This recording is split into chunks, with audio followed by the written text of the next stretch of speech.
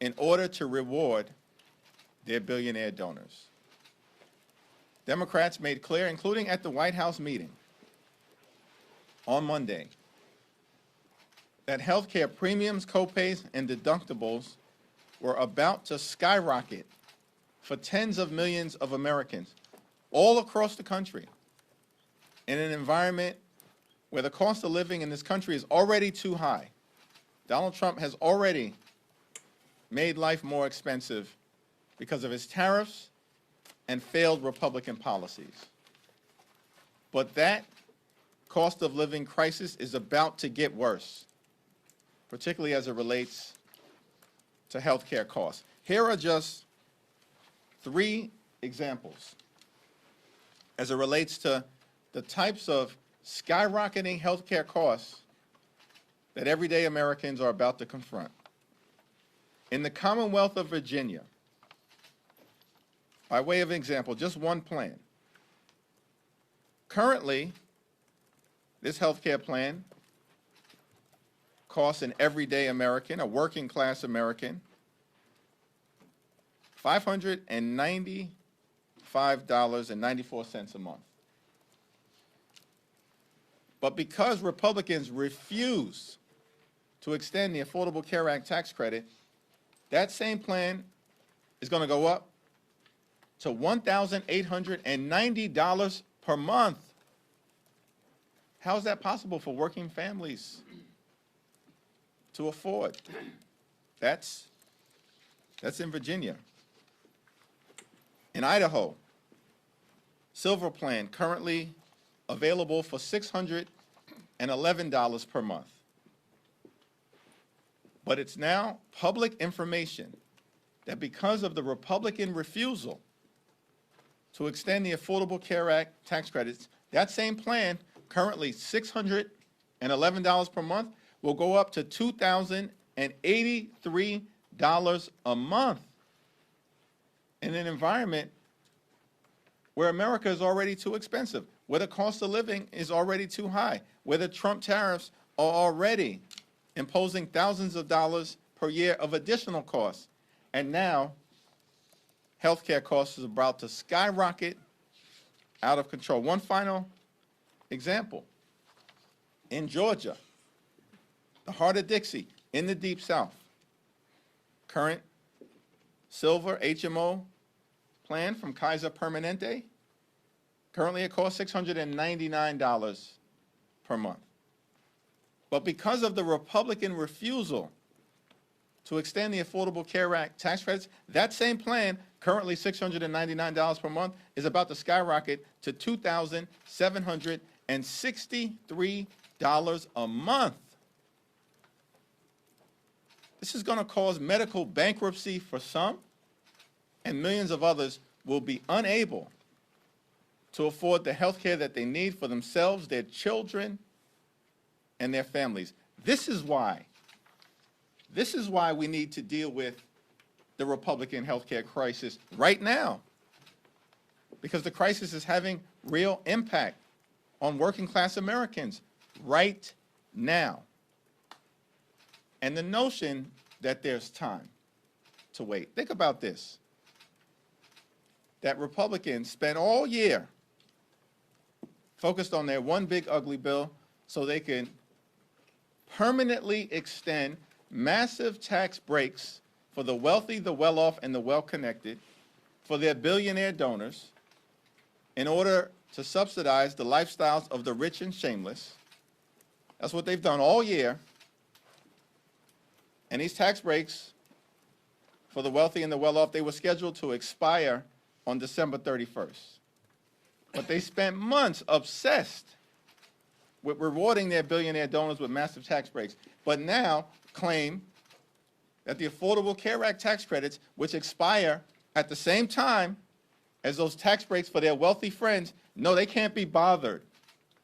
They can't be bothered with extending them right now. Why is this? Because Republicans just want to gut health care for the American people. And Democrats will continue to stand on the side of the American people, fight for their health care, and improve their quality of life. Questions? Majority Leader Thune, Speaker Johnson have said that they are willing to negotiate on the ACA tax credits, but only if the government is reopened. Is it that Democrats don't trust that they would negotiate in good faith without the leverage of a government shutdown? Well, we don't view a government shutdown as leverage. Republicans have shut the government down. Republicans control the House, the Senate, and the presidency. They've shut the government down. Now, of course, we've made clear we will work in a bipartisan way with our Republican colleagues, try to find a path forward, reopen the government, and reach a spending agreement, but it has to meet the needs of the American people. If we are going to vote affirmatively on a spending bill, I think the American people understand it's reasonable for us to make the point that that spending bill should actually improve the lives of the American people, particularly as it relates to dealing with the Republican health care crisis that is present right now. And why would we believe that Republicans have any interest in addressing the Affordable Care Act based on their word? When for 15 years, Republicans have been doing everything possible to gut the Affordable Care Act, to repeal and displace people off the Affordable Care Act. And Democrats have pushed back aggressively against them, and thankfully, several years ago, with the courageous support of then Senator John McCain, we stopped the Trump Republican effort. Does that mean Democrats should hold out for a deal that's down on paper rather than one that's promised? It means that we need an ironclad legislative agreement to address the health care issues that we have raised, including the Affordable Care Act. Mr. Leader, good afternoon. Thank you. I know there's a lot of messaging going on both sides of the aisle, even inside your party. Ocasio-Cortez and Bernie Sanders, they had their feed. They seem to be getting a lot of attention here. There was a lot of criticism of the official Democratic feed and glitches and everything else. To what do you attribute what Ocasio-Cortez and Sanders are doing compared to what you guys were doing and the criticism that was leveled up? I have no idea what that question actually is intended to mean.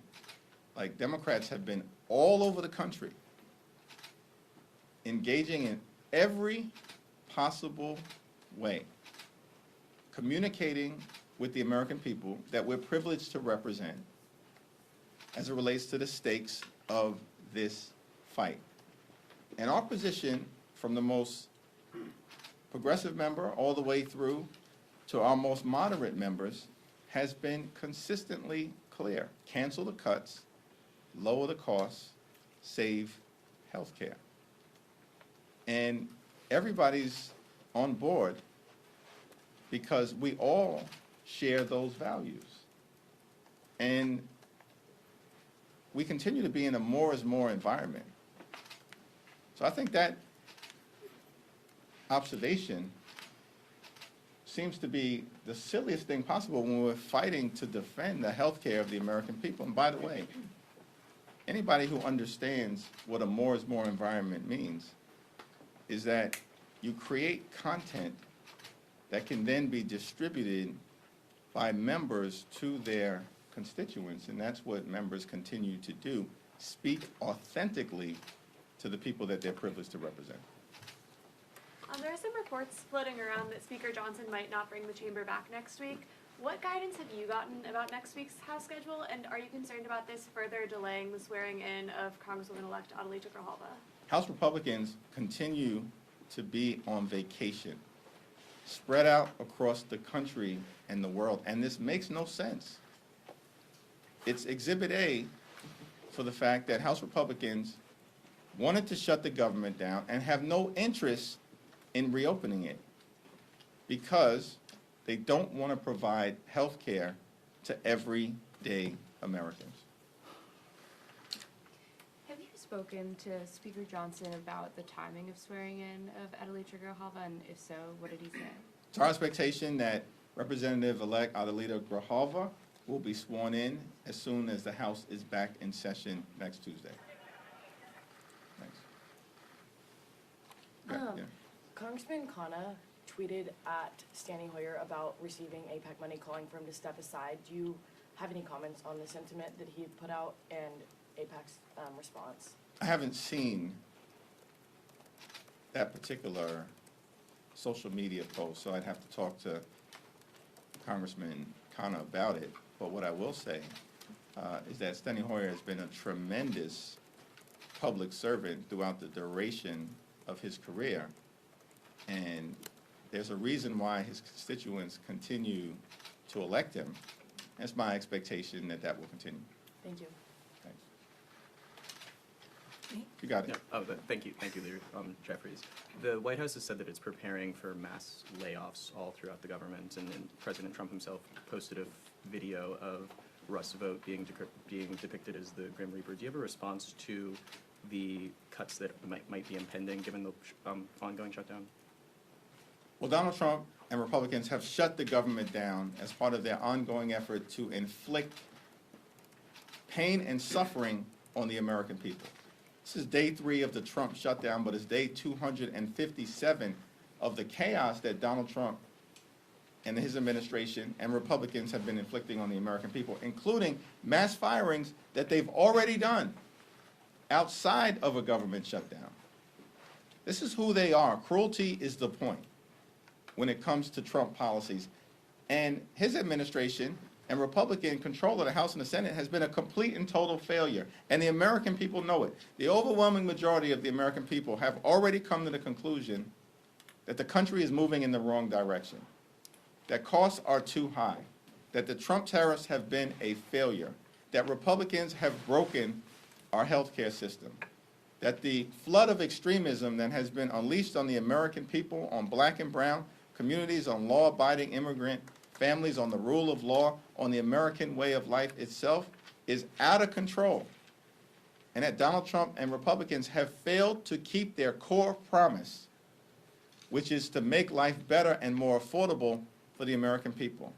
Costs haven't gone down, they're going up. And health care costs are about to skyrocket because of the Republican refusal to extend the Affordable Care Act tax credits or address the health care crisis that they've created. Last night, the president also posted a video of an artificial intelligence generated video of you being thrown a "Make America Great Again" hat.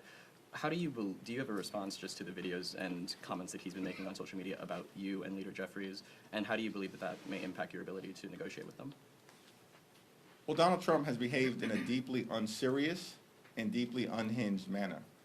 And it's evidence of the fact that Republicans have a weak argument. So they've resorted to deepfake videos and to lying about the nature of the policy discussion. They've refused to bring House Republicans back to Washington, D.C. It's all evidence of the fact that Republicans are unserious. They know that Democrats are standing on the side of the American people by fighting to defend their health care, defend hospitals and nursing homes and community-based health centers that are closing all across America because of the Republican action taken in their one big ugly bill. They're on defense because they know that they enacted the largest cut to Medicaid in American history. They're on defense because Republicans know that as a result of their actions, the country is about to face a $536 billion cut to Medicare at the end of the year if Congress doesn't act.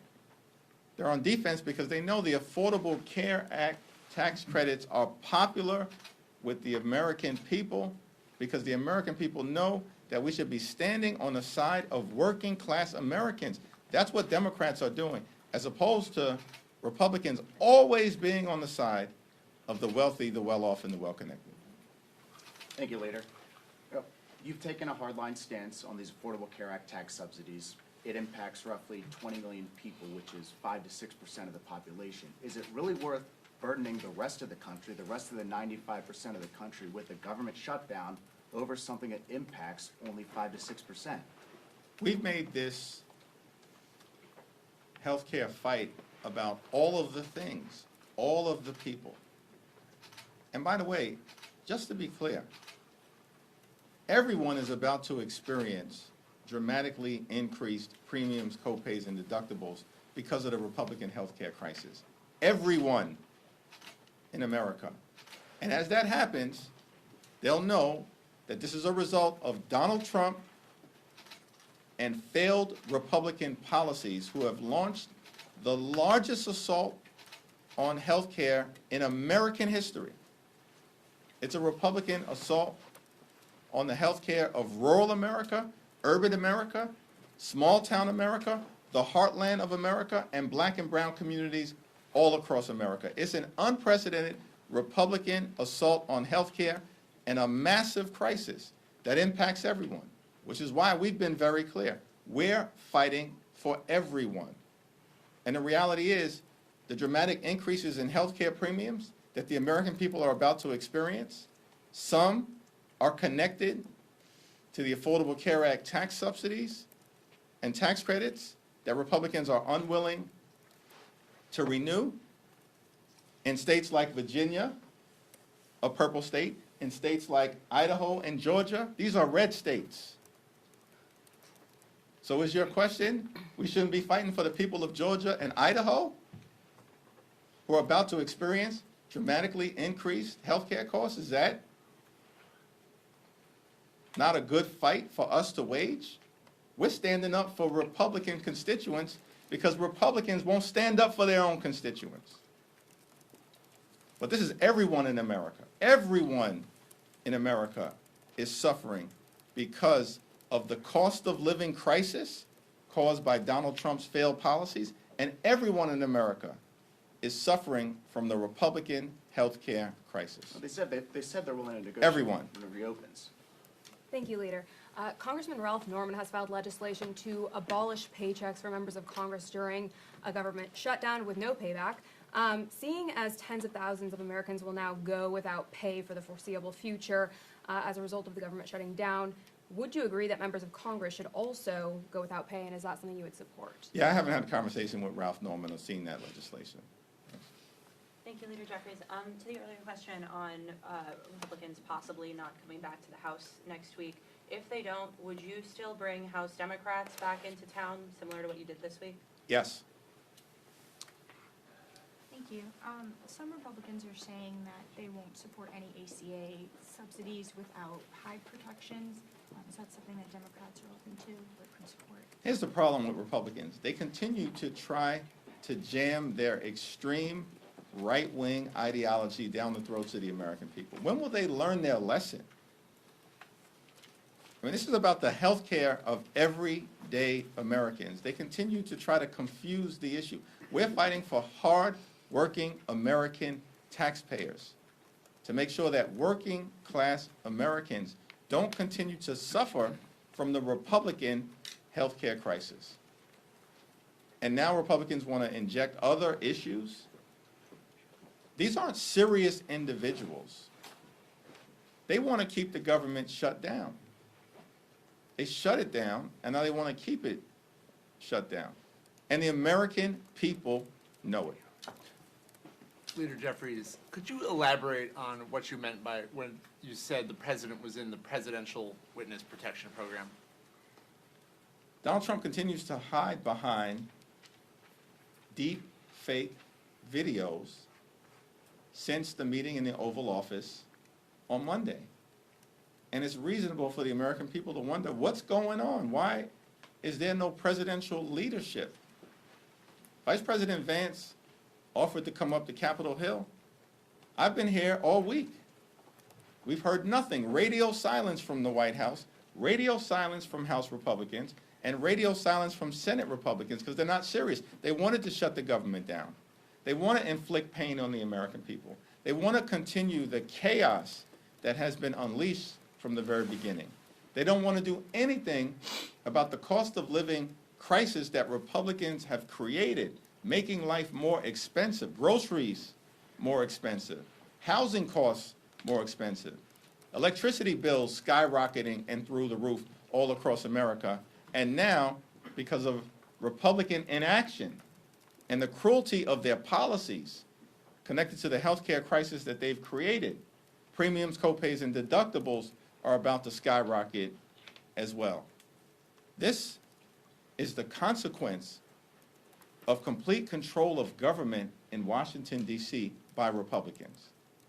And the American people, everyday Americans, are suffering, and the only group of people benefiting from Republican policies right now are their billionaire donors.